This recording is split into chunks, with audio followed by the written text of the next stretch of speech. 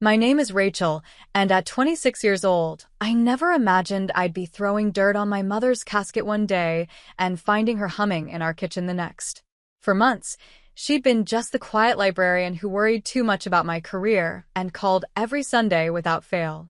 But when I walked through our front door after her funeral and heard Moon River drifting from the kitchen, I realized that the woman who raised me had been living a double life more dangerous than anything I could have ever imagined. The moment she looked up from her casserole and said, "Perfect timing, sweetheart," is burned into my memory forever. If you're watching this video right now, I'd love to know where you're from. Drop it in the comment section below. Hit that like button and subscribe to hear more stories like this. The funeral parlor smelled of lilies and disinfectant, a combination that made my stomach churn. I sat in the front row, staring at the mahogany casket draped with white roses, trying to make sense of how quickly everything had unraveled. 3 weeks ago, Mom had been complaining about her back pain. 2 weeks ago, she was in the hospital with what doctors called sudden onset complications. Last week, she was gone. The minister's voice droned on about eternal rest and God's plan, but his words felt hollow against the weight pressing down on my chest. I glanced around at the sparse gathering. Maybe 30 people total. For someone who had lived 54 years, it seemed like such a small crowd. Aunt Linda sat beside me, dabbing her eyes with a tissue, occasionally shooting disapproving glances my way. "She would have wanted you to wear something nicer, Rachel," she had whispered earlier, eyeing my black dress with obvious disdain. As if I could forget. As if the past 3 weeks hadn't been a blur of hospital visits, insurance calls, and funeral arrangements that I somehow became solely responsible for. Dad had called once from Phoenix, offering hollow condolences and excuses about why he couldn't make the trip. I tuned back into the service as Mrs. Patterson from next door stepped up to the podium. She spoke about Mom's garden, how she always shared her tomatoes, how she'd help carry groceries for the elderly couple across the street. Normal things that felt impossibly distant from the sterile hospital room where I'd watched machines breathe for her. "And she was so proud of Rachel," Mrs. Patterson continued. "Always talking about her daughter's job at the marketing firm, how smart she was, how independent." Independent. That's what Mom had called it when I moved out at 22. Independent when I only called once a week. Independent when I was too busy to visit for Christmas last year. The service concluded with a hymn I didn't recognize. As people filed past the casket to pay their respects, I noticed something that had been nagging at me all morning. The casket was sealed. I had asked about it earlier, and the funeral director, Mr. Henley, had given me a vague explanation about the condition of the body and family preferences. But I hadn't made that preference. "It's better this way, honey," Aunt Linda had said when I questioned it. Remember her how she was. But that was just it, I was having trouble remembering how she was. The last few weeks had been such chaos that my memories of healthy, vibrant Mom felt like they belonged to someone else's life. As the crowd thinned, I found myself standing alone beside the casket. The funeral director approached with practiced sympathy. "Miss Thompson, we'll take care of everything from here.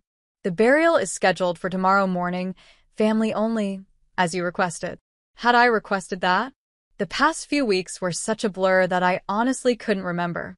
Everything had happened so fast. Mom's sudden decline, the rushed hospital stays, the quick funeral arrangements. I was gathering my purse to leave when old Mr. Chin from down the street touched my elbow gently. "Rachel, I'm so sorry for your loss," he said. "But I have to ask, I could have sworn I saw your mother yesterday morning, working in her garden. Was that?" My blood chilled. "Yesterday? That's impossible, Mr. Chin. She's been gone for a week." He looked confused, glancing between me and the casket. "Oh." I must have been mistaken. Sometimes us old folks, we see what we want to see, you know? But his expression remained troubled as he walked away. The drive home took 45 minutes through winding country roads. Mom's house sat at the end of Maple Street, a modest 2-story colonial with the blue shutters she'd painted herself 2 summers ago. The garden Mr. Chun had mentioned was indeed pristine, which struck me as odd. Who had been maintaining it? I sat in the driveway for several minutes, staring at the house. 3 weeks ago, I'd been here for Sunday dinner, listening to Mom complain about her new neighbor's loud music. She'd seemed perfectly healthy then, maybe a little tired, but nothing that suggested she was about to die. I unlocked the front door, steeling myself for the wave of memories. The house smelled like vanilla and lavender, Mom's signature combination from the candles she burned constantly. I expected silence, expected the hollow feeling of a home without its heart. Instead, I heard humming. My keys slipped from my numb fingers, clattering against the hardwood floor. The humming continued from the kitchen. Moon River, Mom's favorite song. The song she used to sing while cooking dinner when I was little. I stood frozen in the entryway, my rational mind cataloging possibilities. A radio left on. The neighbor's music. Stress-induced hallucinations. Anything except the impossible explanation that was slowly crystallizing in my chest like ice. The humming stopped. Footsteps approached from the kitchen, familiar and light.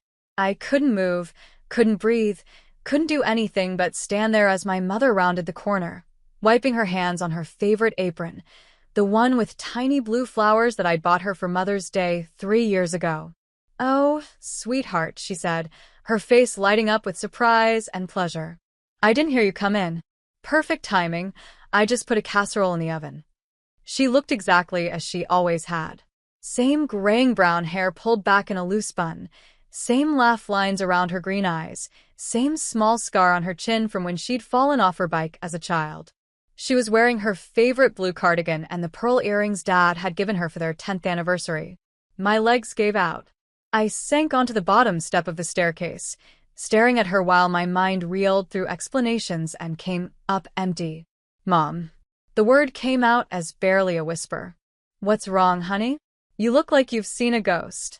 She laughed at her own joke, then noticed my black dress and the shell-shocked expression on my face. "Oh my goodness, what happened? Why are you dressed like that?" "We buried you." The words tumbled out without permission. "Mom, we just buried you. I was at your funeral. You died. You were in the hospital, and you died, and I planned your funeral, and we buried you today." Her face went through a series of expressions, confusion, concern, and something that might have been fear. "Honey, what are you talking about? I've been right here. I've been fine. I don't know anything about a hospital or—" She trailed off, her hand going to her throat in a gesture I remembered from childhood. I struggled to my feet, my legs still shaky. "This is impossible. You can't be here. You're dead." I watched them close the casket. I picked out the flowers. I wrote your obituary. Mom stepped closer, her hands extended as if to comfort me, but I flinched backward. If this was a hallucination brought on by grief, I couldn't let myself sink into it. "Rachel, sweetheart, come sit down. Let me make you some tea. You're obviously upset about something, but I promise you I'm fine. I'm here. I'm alive." She reached out and gently touched my cheek, her hand warm and real and impossibly familiar. The touch broke something inside me. I grabbed her hand, feeling the callus on her thumb from years of gardening, the slight tremor she developed in the past year, the wedding ring she'd never taken off despite Dad's departure. She was solid, warm, breathing. Her pulse thrummed steadily under my fingers when I pressed them to her wrist. "I don't understand," I whispered. "If you're here, who did we bury? What happened at the hospital? Where have you been?" A shadow passed over her face, there and gone so quickly I almost missed it. I'm not sure what you think happened, but I've been here. I've been fine. Maybe you had a nightmare? Sometimes grief can make us imagine terrible things." "Grief? Grief over what?" She hesitated. "Well, I know you've been stressed lately. Your job, living alone in the city. Sometimes stress can—" My phone buzzed with a text message. Then another. And another. I pulled it from my purse with trembling hands and saw a stream of condolence messages from coworkers, college friends, distant relatives. "So sorry for your loss, Rachel. Your mom was a wonderful woman. Thinking of you during this difficult time. If you need anything, please don't hesitate to call." I showed the phone to Mom, whose face went pale as she read the messages. "I don't understand," she whispered. "Why are people saying these things?" "Because you're dead." The words came out louder than I intended, echoing off the walls of the quiet house. You died a week ago. I've been planning your funeral. I picked out your casket. I wrote your eulogy. The whole town thinks you're dead because you are dead. Mom sank onto the couch, her hand pressed to her chest. For a moment, she looked fragile and confused, nothing like the confident woman who had raised me. Rachel, I need you to listen to me very carefully. I don't know what happened, but I'm alive. I'm here. And she paused, looking around the room as if checking for listeners. You can't tell anyone I'm here. Not yet. What do you mean, not yet? I mean exactly what I said. You cannot tell anyone that you've seen me or that I'm alive. Promise me, Rachel. I'm not promising anything until you tell me what's going on. If you're alive, why did I bury someone today? Why have I been grieving for a week? Why is there a death certificate with your name on it? She stood up abruptly, moving to the window and peering through the curtains. Because there are things you don't know. Things I couldn't tell you before, and things I'm still not sure I can tell you now. Try me. She turned back to me, and I saw something in her eyes I'd never seen before. Genuine fear. Rachel, if certain people knew I was alive, it would put both of us in danger. I need you to trust me on this, just for a little while longer. Trust you. I laughed, but there was no humor in it. Mom, I don't even know if you're real right now. I don't know if I'm having a breakdown or if this is some kind of elaborate joke or if... I stopped, struck by a horrible thought. Did you fake your own death? The silence stretched between us, heavy with implications. Finally, she whispered, It's complicated. That night, I didn't sleep. I lay in my childhood bedroom, staring at the glow-in-the-dark stars on the ceiling that I'd put up when I was 12, listening to the familiar sounds of Mom moving around downstairs. The soft padding of her slippers, the whistle of the kettle, the gentle clink of a spoon against ceramic. All sounds that should have been comforting. Instead, they felt like evidence in a case I couldn't solve. Every time I closed my eyes, I saw the sealed casket, heard the minister's words about eternal rest, felt the weight of the funeral program in my hands. But downstairs, my supposedly dead mother was making her nightly cup of tea. At 3 a.m., I gave up on sleep and crept downstairs. The kitchen was empty, but a mug sat in the sink, still warm. I found Mom in the living room, curled up in her favorite chair with an Afghan pulled around her shoulders, staring out the window at the empty street. Can't sleep either? I asked softly. She startled, then relaxed when she saw me. I keep thinking someone's going to come, she said without taking her eyes off the window. I keep listening for cars that don't belong. I settled onto the couch, tucking my legs under me. Mom, you have to tell me what's going on. I spent today accepting condolences from people who think you're dead. My boss gave me bereavement leave.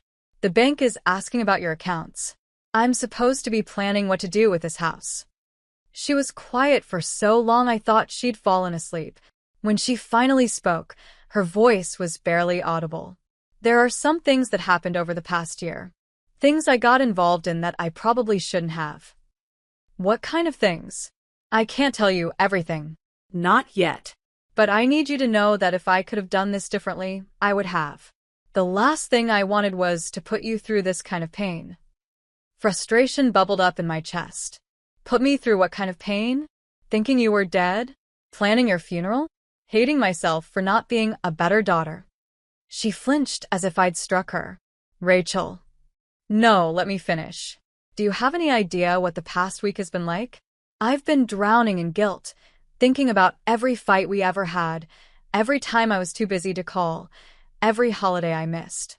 I thought I'd lost my chance to tell you things, important things. What things? She asked quietly. The question caught me off guard. I wanted to tell you that I'm sorry. For moving away, for not calling enough, for always being too busy when you needed help. For not being here when you were sick. But you are here now, she said gently.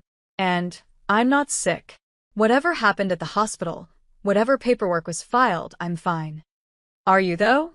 I studied her face in the dim light. There were new lines around her eyes, and she seemed thinner than I remembered. You look different. Tired. She pulled the Afghan tighter around herself. It's been a stressful time. For how long? When did all this start? Again, that long pause. A few months ago. Maybe longer. It's hard to say exactly when it began. I thought back to our recent conversations, trying to pinpoint when things had started to feel off. You've been different on the phone lately. Distracted. And you canceled our last few Sunday dinners. I had things to take care of. What things, Mom? You keep saying you can't tell me, but I think I deserve some answers. She was quiet again, staring out at the street. Finally, she said, "There are people who wanted me gone. Making them think I was dead seemed like the safest option." What people? Why would anyone want to hurt you? I saw something I shouldn't have seen. I knew something I wasn't supposed to know. About what? I can't. You can't tell me. I finished her sentence with more bitterness than I intended. Right. So what am I supposed to do, Mom? Everyone thinks you're dead. I have a job to get back to, a life to live. How long am I supposed to keep this secret? I don't know, she admitted. I'm still figuring things out. The next morning, I called in sick to work and spent the day going through the documents from the past week, looking for inconsistencies. The death certificate looked official, but when I examined it closely, I noticed it had been filed unusually quickly. The cause of death was listed as complications from illness, which seemed vague for a legal document. The hospital records were even stranger. According to the paperwork, Mom had been admitted for severe pneumonia that had progressed rapidly. But I remembered visiting her, and while she had been sick, it hadn't seemed life-threatening. The timeline was compressed: admission on Monday, death on Wednesday. I called the hospital, claiming I needed copies of her medical records for insurance purposes. The woman on the phone put me on hold for an unusually long time, then came back with apologies about a system error that was preventing her from accessing the files. No one called back. That afternoon, my phone rang. It was my best friend Laura, who had driven up from the city for the funeral. "Hey, how are you holding up?" she asked. I glanced toward the kitchen, where I could hear Mom humming again. It's been complicated. I can imagine. Listen, my mom ran into your Aunt Linda at the grocery store. She said something about you needing to start going through your mom's things soon. I can drive up this weekend to help if you want. The offer was kind, but it sent panic shooting through my chest. Laura couldn't come here. Not with Mom alive and hiding in the kitchen. Actually, that's okay. I'm not ready for that yet. Are you sure? I know how hard it is to face that stuff alone. I'm sure. I just need some time. There was a pause. Rachel, are you really okay? You sound strange. I'm fine. Just tired. The funeral was draining. After I hung up, I found Mom in the living room, pretending to read a book. But I could tell she'd been listening from the way she didn't look up when I entered. "How long is this going to go on?" I asked. "What do you mean?" "The hiding. The lying to everyone I know. My friend wants to help me clean out your things. My aunt is asking when I'm going to put the house on the market. I can't keep this up indefinitely." She finally looked at me, and I saw that same flash of fear from the night before. "I know it's hard, but I need you to trust me just a little longer." "Trust you to do what?" "Fix whatever mess you've gotten yourself into." "I know." Her voice was small. "I know what I've put you through, and I'm sorry. But if you tell anyone I'm alive before it's safe." What? "What will happen?" She didn't answer, just returned to staring at her book. That evening, I was in the kitchen making dinner when someone knocked on the front door. Mom immediately tensed, pressing herself against the wall where she couldn't be seen from the windows. "Are you expecting anyone?" I whispered. She shook her head, her face pale. I went to the door and peered through the peephole. A man in an expensive-looking suit stood on the porch, holding a briefcase. He was maybe 40, with carefully styled hair and the kind of smile that never reached the eyes. I opened the door, but kept the chain latch engaged. "Can I help you?" "Miss Thompson? I'm David Sterling from Comprehensive Insurance Services. I'm so sorry for your loss. I was hoping to speak with you about finalizing some details regarding your mother's life insurance policy." Something about him set my teeth on edge. I thought all the insurance matters were handled through the funeral home. Most of them were, but there are a few loose ends we need to tie up. "May I come in?" I glanced back toward the kitchen. Actually, this isn't a good time. Can you leave your card? His smile flickered slightly. I understand this is a difficult time, but these matters are time-sensitive. The sooner we can get everything resolved, the sooner you can receive your benefits. What benefits? Your mother had a substantial life insurance policy. But there are some questions about the circumstances of her death that need to be clarified before we can process the claim. My heart started racing. What kind of questions? Nothing serious, just routine verification procedures. For instance, we need to confirm that you are living alone here, that there are no other family members who might have a claim to the policy. The question struck me as odd. Why would it matter if I lived alone? I think I'd prefer to handle this through my lawyer. His expression hardened slightly. Miss Thompson, I'm trying to help you here. These policies can be complicated, and delays often result in complications. It would be much easier if we could just have a quick conversation. I was about to close the door when he added, I should mention that our investigation has turned up some inconsistencies in the medical records. The word investigation sent chills down my spine. I'm sorry, but I really do need to handle this through proper channels. Of course. He reached into his jacket and pulled out a small notepad. Could I just get confirmation of a few basic facts? For instance, when did you last see your mother alive? The question felt like a trap. I think we're done here, I said, and started to close the door. He put his foot in the gap before I could shut it completely. Miss Thompson, I really think it would be in your best interest to cooperate with our investigation. Get your foot out of my door, or I'm calling the police. For a moment, we stared at each other. Then he smiled that cold smile again and stepped back. Of course. I'm sorry if I seemed pushy. He handed me a plain white business card with minimal information, just his name and a phone number. I'll be in touch soon. I watched him walk to his car, a dark sedan with tinted windows, and drive away before I locked the door and engaged the deadbolt. When I turned around, Mom was standing in the hallway, her face white as paper. Who was that? She whispered. I handed her the business card. She stared at it for a long moment, then walked to the kitchen and tossed it in the trash. Mom, what aren't you telling me? That man wasn't really from an insurance company, was he? She leaned against the counter, suddenly looking every one of her 54 years. Rachel, I need to tell you something, but I need you to promise me you won't panic. I think it's a little late for that. Over the past year, I've been involved in something. Something that started out innocent but became complicated. There are people who would prefer that certain information never comes to light. What information? I can't tell you everything. Not yet.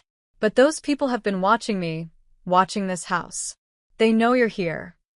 How do you know? She walked to the kitchen window and pointed to the street. See that blue car parked 3 houses down? It's been there for 2 days. Different cars, but always someone watching. I looked where she was pointing and felt my stomach drop. There was indeed a blue sedan parked on the street, and I could just make out the silhouette of someone in the driver's seat. Mom, what did you do? I tried to do the right thing, she said quietly. And now I'm not sure there's any way out that doesn't put both of us in danger. That night, I couldn't stop thinking about the insurance investigator's questions. I waited until Mom had gone to bed, then crept into her study and started going through her desk drawers. Most of them were unlocked and contained the usual assortment of bills and correspondence. But the bottom drawer on the right side was locked. I searched for the key, checking her jewelry box, the kitchen junk drawer, and the small dish on her dresser. Then I remembered that she sometimes hid important things in an old coffee can in the pantry. The can was there, pushed behind a box of cereal. Inside, along with some emergency cash and her spare car keys, was a small brass key. It fit the locked drawer. Inside, I found a collection of documents that made no sense in the context of my mother's quiet, ordinary life. There were photocopies of what looked like financial records, corporate documents with names I didn't recognize, and amounts that made my eyes widen. There were printed emails between people I'd never heard of, discussing transfers and contingencies and securing loose ends. At the bottom of the pile was a manila envelope marked "Confidential" in red letters.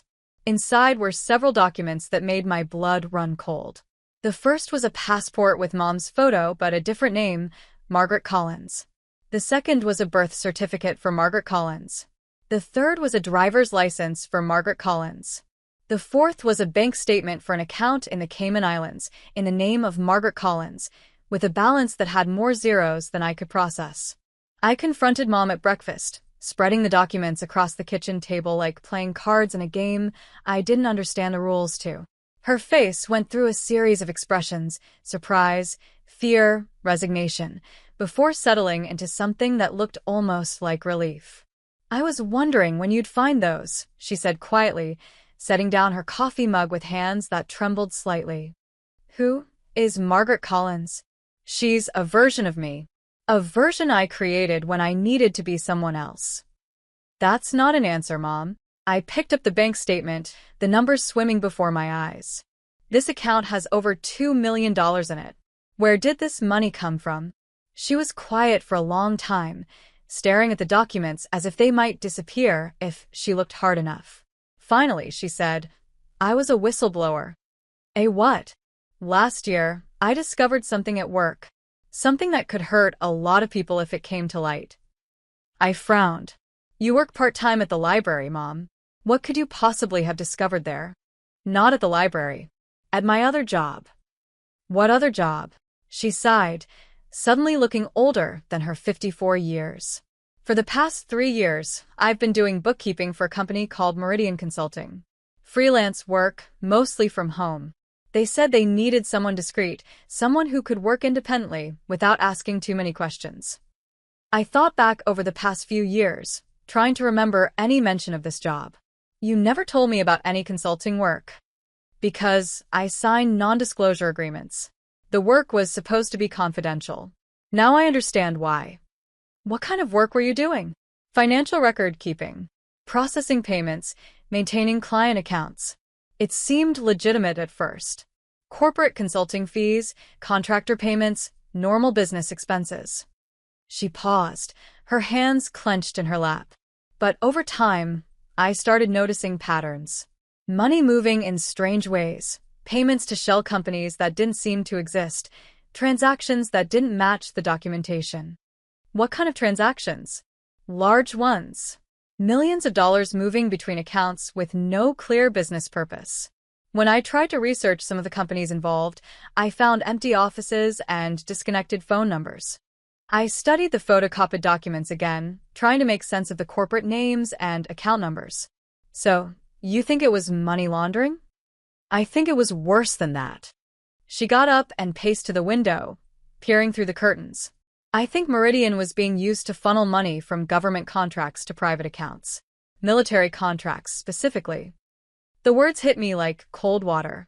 "You're saying they were stealing from the military?" "I'm saying someone was using Meridian to redirect contract payments that were supposed to go to legitimate defense contractors. Millions of dollars that should have been used for equipment, training, supplies, it was all being siphoned off into private accounts." I thought about the insurance investigator's questions, his mention of inconsistencies in Mom's medical records. "And you reported this?" I tried to. I contacted the FBI, gave them copies of everything I'd found. They told me they'd investigate, but weeks went by with no word. Then I started noticing cars parked outside the house. Phone calls that would disconnect when I answered. My computer was hacked twice. "So you faked your own death?" "Not exactly." She returned to the table, sitting across from me with her hands folded. "The death was real, as far as the paperwork is concerned. But it wasn't my idea." I felt something cold settle in my stomach. "What do you mean?" 3 weeks ago, I got a call from someone who claimed to be with the FBI. He said my life was in danger, that the people I'd reported were onto me, and that the only way to keep me safe was to fake my death and put me in protective custody. "Protective custody?" "Mom, where have you been for the past week?" "A safe house in Virginia. They told me it would be temporary, just until they could arrest the people involved in the fraud. They said once the investigation was complete, I could come back and resume my normal life." I stared at her, pieces of the puzzle slowly clicking into place. "But you came back early." "Because I started to suspect that the people who were protecting me might not be who they claimed to be." Her voice dropped to barely above a whisper. The safe house felt more like a prison. I wasn't allowed to contact anyone, wasn't allowed to leave, wasn't even allowed to know where I was. When I asked questions, they told me it was for my own safety. How did you get away? I escaped 3 days ago. Slipped out through a bathroom window while they thought I was sleeping. I've been hiding here since then, trying to figure out who I can trust. I thought about the man who had come to the door yesterday. Mom, I think someone knows you're here. Her face went pale. What do you mean? I told her about the insurance investigator, his strange questions about whether I lived alone, his mention of inconsistencies in the medical records. As I spoke, I watched her expression grow increasingly frightened. He wasn't from any insurance company, she said when I finished. He was checking to see if I'd made contact with you. How do you know? Because there is no life insurance policy. I never had one. The implications hit me like a physical blow. Then what was he really after? Information. Confirmation that I'm alive and that you know about it. I thought about the cars she'd pointed out, the watchers she claimed had been monitoring the house. What do they want from you? The same thing they wanted when they put me in that safe house. To make sure I can't testify about what I found. But you already gave everything to the FBI. She shook her head sadly. I thought I did, but I kept copies of everything as insurance, in case something happened to me. The people at Meridian knew I had those copies, and they knew I was smart enough to hide them somewhere safe. I looked around the kitchen, suddenly seeing our family home in a different light. They're hidden here? Some of them. Others are in safety deposit boxes, with instructions to be sent to major newspapers if anything happens to me. Like faking your death? Exactly. She reached across the table and took my hand. Rachel, I'm sorry I dragged you into this. But now that you know, you're in danger too. These people don't leave loose ends. As if summoned by her words, we heard the sound of a car engine outside. Mom immediately went to the window and peered through the curtains, her face going white. They're here, she whispered. 2 men in a black SUV. They're just sitting there, watching the house. I joined her at the window and saw exactly what she described. The SUV was parked across the street, its tinted windows making it impossible to see inside, but I could sense the malevolent attention focused on our house. What do? I asked. We act normal. We don't let them know that we know they're there. But her voice was shaking, and I could see the fear in her eyes. And tonight, when it's dark, we figure out how to get out of here. The rest of the day passed in a surreal haze of forced normalcy. Mom cooked lunch as if nothing had happened, humming the same tune I'd heard when I first found her.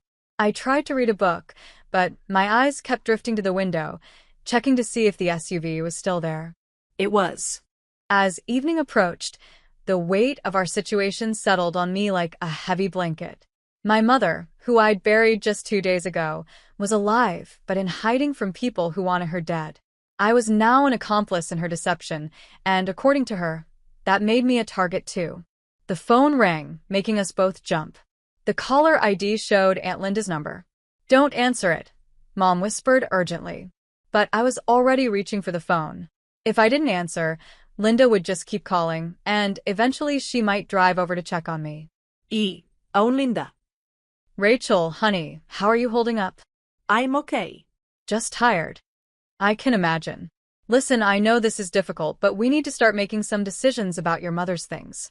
The house, her belongings. I could come over this weekend and help you start sorting through everything. I glanced at Mom, who was shaking her head frantically. Actually, I'm not ready for that yet. I need some time. Of course, dear. But you can't put it off forever. There are practical matters to consider. The mortgage, utilities, all of that. I know. I just need a few more days. Well, all right. But Rachel, if you need anything at all, you call me, okay? You don't have to go through this alone. After I hung up, Mom and I sat in silence for a long moment. Finally, she said, we can't stay here much longer. Too many people are going to start asking questions. Where would we go? I don't know yet, but I have some resources, some connections. People who might be able to help us. What kind of people? The kind who understand what it's like to be hunted. As darkness fell, the black SUV finally drove away, but neither of us felt any relief. We both knew it would be back, and next time, the people inside might not be content to just watch and wait. Late that night, as I lay in bed listening to the old house settle around us, I thought about how drastically my life had changed in just 2 days.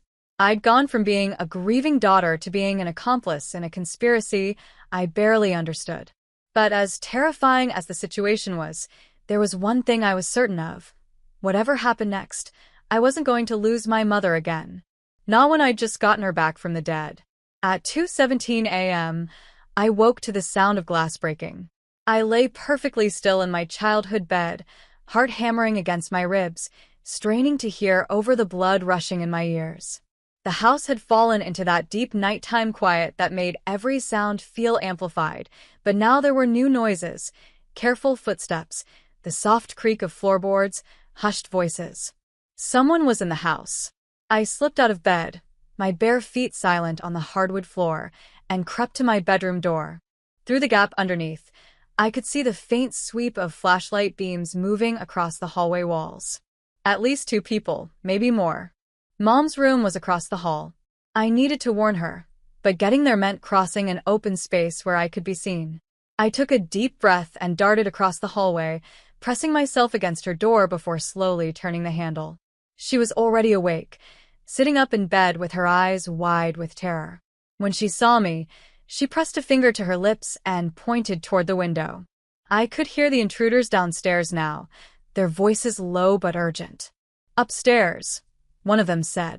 "Check every room." Mom was already moving, pulling on clothes with practiced efficiency. From under her mattress, she retrieved a small black phone I'd never seen before. Not her regular cell phone, but something that looked more sophisticated, more official. She pressed a few buttons and held it to her ear. When someone answered, she whispered just 4 words. "Mockingbird is compromised. Extract." The response was immediate and brief. She ended the call and grabbed my arm, pulling me toward the window. "We have to go." Now. Who was that? Someone who can help us. But only if we get out of here alive. The window in Mom's room faced the backyard. She opened it carefully, wincing as the old frame creaked. Below us was the slanted roof of the back porch, then a 10-foot drop to the garden. Not ideal, but better than facing whoever was coming up the stairs. "I haven't done this since I was 16, Mom whispered as she swung her leg over the windowsill. "You snuck out when you were 16? Despite everything, she almost smiled. How do you think I met your father?" We made it onto the porch roof, just as footsteps reached the top of the stairs. Mom went first, lowering herself to the edge of the roof and dropping into her prize-winning tomato plants. I followed, landing hard and rolling my ankle, but there was no time to assess the damage. "This way," Mom whispered, leading me toward the back fence. Behind us, lights were coming on throughout the house as the intruders searched each room. It wouldn't be long before they realized we were gone and started looking outside. We reached the fence just as I heard someone shout from Mom's bedroom window. "They're not here. Check the perimeter." The fence between our yard and the Johnsons was 6 feet tall, wooden and solid. Mom boosted me up first, then I reached down to help pull her over. We landed in the Johnsons' perfectly manicured backyard, their motion sensor security light flooding the area with harsh, white illumination. "So much for stealth," I muttered. We ran through 3 more backyards, jumping fences and dodging garden ornaments, before emerging onto Elm Street 2 blocks from our house. Mom was breathing hard, and I could see the strain on her face. Whatever she'd been through in that safe house, it had taken a toll on her. "Where are we going?" I asked as we hurried down the sidewalk, staying in the shadows between streetlights. "There's a 24-hour laundromat on Main Street. We can wait there while help comes." "Help from who?"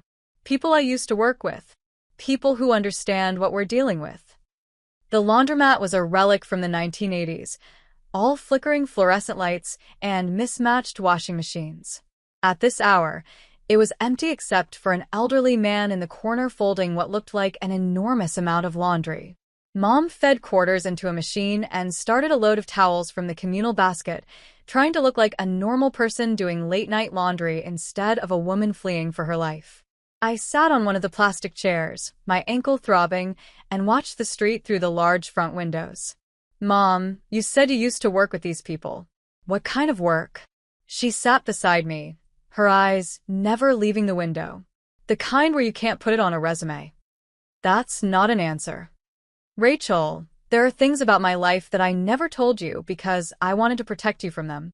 I worked for the government for a while, in a capacity that required certain skills. What kind of skills? The kind that help you disappear when you need to. Before I could ask another question, a black SUV cruised slowly past the laundromat. We both tensed, but it continued down the street without stopping. A few minutes later, it came back from the other direction, moving even more slowly. They're looking for us, Mom whispered. How did they find us so fast? Because they're professionals, and this is a small town.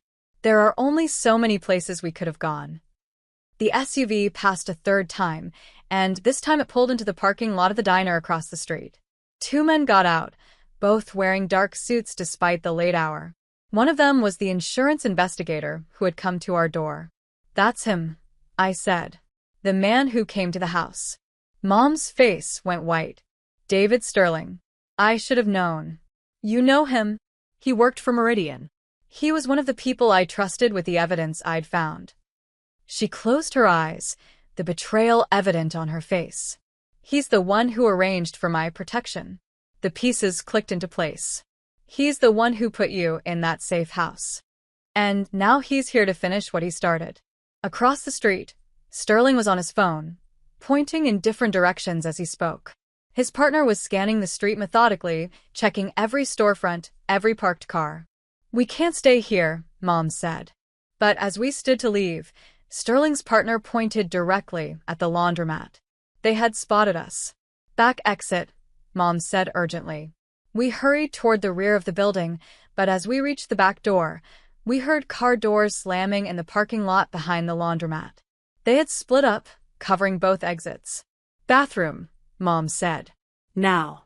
The bathroom was small, dingy, and had a window high on the back wall. Mom climbed onto the toilet seat and tried to open it, but it was painted shut. Rachel, I need you to listen to me very carefully, she said, stepping down from the toilet. In about 30 seconds, those men are going to come through that door. When they do, I want you to tell them you haven't seen me. Tell them you've been here alone all night doing laundry, trying to keep busy because you can't sleep. I'm not leaving you. You're not leaving me. You're giving me a chance to get help. What help? She pulled out the black phone again and showed me the screen. I sent a message when we first got here. Help is coming, but they need time to get into position. How much time? I don't know. But I need you to buy us whatever time you can. The front door of the laundromat chimed as someone entered. Through the thin bathroom door, we could hear footsteps approaching. Promise me, Mom whispered urgently. Whatever happens, don't let them know we were together. Before I could respond, she pushed open the window. Apparently it wasn't painted shut after all, just stuck, and boosted herself up and through. I heard her drop to the ground outside just as someone knocked on the bathroom door. Occupied. I called out, trying to keep my voice steady. Miss Thompson? This is David Sterling. Sterling studied my face for a long moment, then nodded to his partner, who had been searching the rest of the laundromat. The partner shook his head, no sign of Mom. Miss Thompson, if anyone does contact you claiming to be your mother, it's very important that you call me immediately. Such a person would be extremely dangerous, possibly mentally unstable. Do you understand? I guess. But I really don't understand why you're asking. Just a precaution. We want to make sure you're safe. After they left, I waited 15 minutes before leaving the laundromat myself. I walked back toward our neighborhood, taking a circuitous route through side streets, watching for any sign of surveillance. The black SUV was gone, but I had no way of knowing if they had given up or simply changed tactics. When I finally made it back to our street, I was shocked to see our house dark and apparently empty. The intruders were gone, but so was any sign of Mom. I didn't dare go inside. For all I knew, they had left someone behind to watch for my return. Instead, I went to the park across the street and sat on a bench where I could see the house. And waited. At dawn, a jogger approached the park. As he got closer, I realized it was a woman in running gear, and she was heading straight for my bench. "Rachel Thompson?" she asked, barely breathing hard despite her supposed jog. I nodded warily. "I'm Agent Sarah Chun, FBI. Your mother asked me to find you." She sat beside me on the bench and pulled out a badge that looked genuine. "Your mother is safe, but we need to move quickly. There are people looking for both of you, and they're not going to give up." "Are you the help she called for?" "Part of it. Your mother has been working with us for the past 6 months, helping us build a case against Meridian Consulting and its associates." I felt a wave of relief, mixed with confusion. So, she really was working with the FBI? She was. But the people who took her into protective custody weren't FBI. They were working for the same criminal organization she was trying to expose. Agent Chin looked around the park, checking for anyone who might be watching us. "Your mother discovered that Meridian was being used to launder money stolen from defense contracts. Millions of dollars that should have gone to equipment for our troops was being diverted to private accounts." She told me some of this. But why did they fake her death? Because they needed her to disappear, but they also needed to know what evidence she had and where she'd hidden it. Killing her outright risked having that evidence surface automatically. By faking her death and keeping her alive in custody, they thought they could eventually get her to reveal everything. But she escaped. She escaped because she's smarter than they gave her credit for. And more resourceful. Agent Chin almost smiled. "Your mother has quite a background, Rachel. She wasn't always a small-town librarian." "What do you mean?" 25 years ago, your mother was one of our best intelligence analysts. She left the agency when she got married, wanting a normal life for her family. But some skills never fade. I thought about how calmly Mom had handled our escape from the house, how she'd known exactly who to call and what to say. She's been trained for this. Extensively. Which is why she survived in that safe house long enough to escape, and why she's managed to stay hidden until now. Where is she? Somewhere safe. But Rachel, I need you to understand something. The people we're dealing with aren't going to stop. They've already invested too much in this cover-up to walk away now. What do you mean? Agent Chin was quiet for a moment, watching a dog walker make his way across the park. Yesterday's funeral wasn't entirely fake. There was someone in that casket. My blood turned to ice. Who? A woman named Jennifer Martinez. She was an accountant who worked for one of Meridian's shell companies. She discovered the same irregularities your mother found, but she wasn't careful enough about who she talked to. They killed her and used her death to provide cover for your mother's disappearance. 2 birds with 1 stone. Eliminate a witness and make another one disappear. I felt sick. So, I buried someone, just not who I thought. I'm sorry. I know this is difficult to process. What happens now? Now we finish what your mother started. We have most of the evidence we need to bring down the entire network, but we need your mother's testimony to tie it all together. And then what? We go back to our normal lives? Agent Chen's expression was sympathetic but realistic. Rachel, after what's happened, I'm not sure normal is an option anymore. These people have long memories and longer reach. We can offer witness protection, new identities, a chance to start over somewhere safe. You're talking about disappearing forever. I'm talking about staying alive. A car pulled up to the curb near the park, a nondescript sedan with government plates. Agent Chin stood up. That's our ride. Your mother is waiting. As we walked toward the car, I thought about everything I'd be leaving behind. My job, my apartment in the city, my friends, the life I'd spent 26 years building. But then I thought about Mom, alone and hunted, and I knew there wasn't really a choice to make. The safe house was a ranch-style home in a suburban development 30 miles outside of town. From the outside, it looked completely ordinary, but I noticed the subtle security measures. Cameras disguised as decorative elements, reinforced doors, windows that were probably bulletproof. Mom was waiting in the living room, and when she saw me, she broke down crying for the first time since this whole nightmare began. I held her while she sobbed, feeling her fear and relief and guilt all mixed together.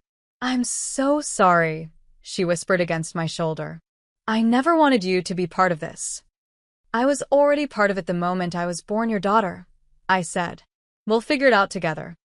Over the next few hours, Agent Chen and her colleagues laid out the full scope of the investigation. Meridian Consulting was the tip of the iceberg, a network of companies and individuals that had been systematically stealing from defense contracts for years. The money had funded everything from luxury yachts to offshore real estate to political campaigns. Your mother's evidence is the key to proving criminal intent, Agent Chen explained. Without it, we can prove financial irregularities, but we can't prove conspiracy to defraud the government. What about the people who took her? I asked. Sterling and his associates. They were hired muscle, essentially. The real power behind this operation sits in corporate boardrooms and government offices. Mom spoke up for the first time in an hour. How many people are we talking about? Dozens. Senators, defense contractors, corporate executives. People with enough power to make problems disappear. People like us, I said. Exactly. The discussion was interrupted by Agent Chen's phone buzzing. She answered it, listened for a moment, then hung up with a grim expression. They found the safe house in Virginia where your mother was held. 3 guards, all dead. Looks like someone wanted to eliminate any witnesses to what happened there. Mom went pale. They're cleaning house. Which means we're running out of time. If they're willing to kill their own people to cover this up, they won't hesitate to come after both of you. What do you need from us? I asked. Your mother's testimony in front of a grand jury. But first, we need to collect the rest of the evidence she hid. Mom nodded slowly. Most of it is in a safety deposit box in the city. But getting there means exposing ourselves. We'll have protection. A full tactical team. These people have proven they can get to anyone, anywhere, Mom said. What makes you think a tactical team will be enough? Agent Chen was quiet for a moment. Then she said, because this time, we're going to use their own tactics against them. The plan was elegant in its simplicity. Instead of trying to hide from Meridian's people, we were going to let them find us, but on our terms, in a place of our choosing, with the entire encounter recorded and broadcast live. They want to silence you, Agent Chen explained. We're going to give them the opportunity to try, but in a way that exposes them completely. The location was the steps of the federal courthouse in the city during the lunch hour when the area would be crowded with people and media. Mom would approach the building publicly, making no attempt to hide her identity, while dozens of undercover agents and hidden cameras captured everything that happened next. If they try to take me in broad daylight, in front of witnesses, it proves they're desperate, Mom said. And desperate people make mistakes. And if they don't try? Then I walk into that courthouse and deliver my testimony. Either way, the truth comes out. The morning of the plan, I almost lost my nerve. Mom and I were in a hotel room downtown, watching the news coverage of what the media was calling the largest financial fraud investigation in decades. Meridian Consulting was already under federal investigation, but without Mom's testimony, the case was mostly circumstantial. I could testify instead. I offered. Tell them what I found in your desk, what Sterling said to me. Mom shook her head. You're a secondary witness. I'm the one who saw the transactions, who has the detailed knowledge of how the scheme worked. You're also the one they want dead. Which is why this has to work. At 11:30 a.m., we left the hotel and walked the 6 blocks to the courthouse. The streets were busy with normal downtown foot traffic, but I noticed the subtle signs of the FBI's presence. Agents posing as street vendors, construction workers who seemed more interested in watching the crowd than working, tourists with expensive cameras pointed in our direction. Mom walked calmly beside me, but I could feel the tension radiating from her body. 25 years of quiet suburban life, and here she was, walking into what could easily become a war zone. Whatever happens, she said quietly, I want you to know that I'm proud of you. These past few days, you've been braver than I ever expected. I learned from the best. We were still 2 blocks from the courthouse when I spotted them. 2 men in dark suits, walking parallel to us on the opposite side of the street. One of them was Sterling. They're here, I murmured. I see them. More figures appeared in the crowd around us, people who moved with too much purpose, who kept their hands inside their jackets, who spoke into hidden microphones. The FBI had expected this, but the sheer number of Meridian's people was overwhelming. Rachel. Mom stopped walking and turned to face me. I need you to do something for me. What? I need you to walk away. Right now.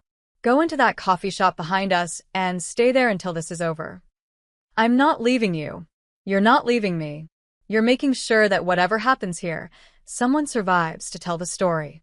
Before I could argue, Sterling and his partner crossed the street and approached us. But instead of trying to grab Mom or threaten us, Sterling simply walked up and extended his hand as if greeting an old friend. Margaret, he said, using the false identity we'd found in Mom's desk. It's good to see you again. Mom didn't take his hand. I wish I could say the same, David. You've caused quite a stir, disappearing from protective custody like that. We were worried about you. Were you? Is that why you sent armed men to search my house in the middle of the night?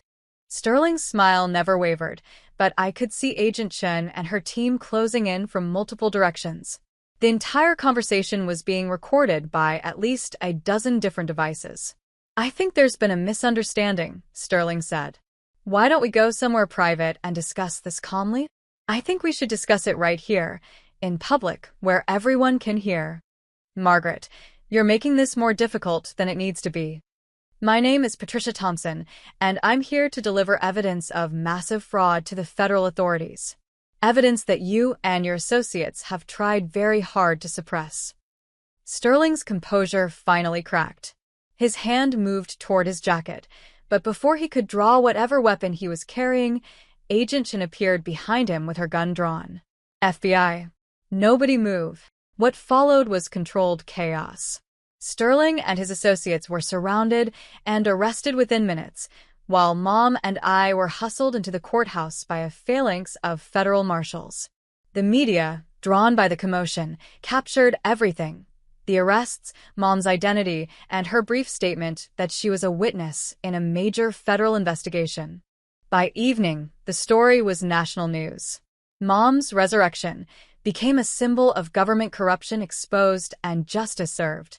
The evidence she provided led to indictments of 37 people, including 2 senators and the CEO of one of the country's largest defense contractors. But victory came with a price. Even with most of the conspirators in custody, Agent Chen made it clear that we couldn't return to our old lives. There are too many people with too much to lose, she explained. You'll always be targets. The Witness Protection Program offered us new identities in a small town in Oregon. Mom would become a librarian again, using her real skills but with a fabricated background. I would start over as a marketing coordinator for a local nonprofit. It's not ideal, Agent Chen admitted, but it's safe. Mom and I talked about it for hours before making our decision. Leave everything behind. Our home, our memories, our very identities, for the chance at a peaceful life somewhere else. I've already lost you once, I told her. I'm not losing you again, no matter where we have to go. 6 months later, I was sitting in a coffee shop in Portland, reading about the sentencing of the last Meridian conspirator, when my phone rang. It was Mom, or rather, it was Carol Patterson, which was her new name. How was your first day at the new job? She asked. Good. Strange, but good. How about you? Are you settling in at the library? It's nice to be around books again. And the people here are kind. Any regrets? There was a pause. About exposing the corruption? Never. About the cost? Sometimes. But Rachel, or should I say, Sarah, I want you to know something. What? These past 6 months, getting to know you again, really know you, not just as my daughter, but as the strong, brave woman you've become, it's been worth everything we've been through. I smiled, watching the rain streak down the coffee shop window. I love you too, Mom. I love you too. And Rachel? Yeah. Tomorrow is Sunday. Would you like to come over for dinner? I'm making that casserole you used to love when you were little. I'd like that. I'd like that very much. After I hung up, I sat for a while thinking about second chances and the price of truth. We'd lost our old lives, but we'd gained something more precious, the knowledge that when everything fell apart, we'd chosen to stand together. Outside, the Oregon rain continued to fall, washing the streets clean for another day. In a few hours, I'd drive to Mom's new house, where we'd share a meal and talk about our new lives, our new identities, our new hopes for the future. We'd buried the past, the real past, with all its secrets and lies, and emerged as different people in a different place. But the love between us, the bond that had survived death certificates and fake funerals and midnight escapes, remained exactly the same. Some things, I'd learned, are too strong to be destroyed by anything the world can throw at them. Even death. Would you sacrifice everything you've ever known to protect the person you love most, even if it meant living a lie for the rest of your life? Hit that like button if this story kept you on the edge of your seat, and subscribe for more tales of family secrets that change everything.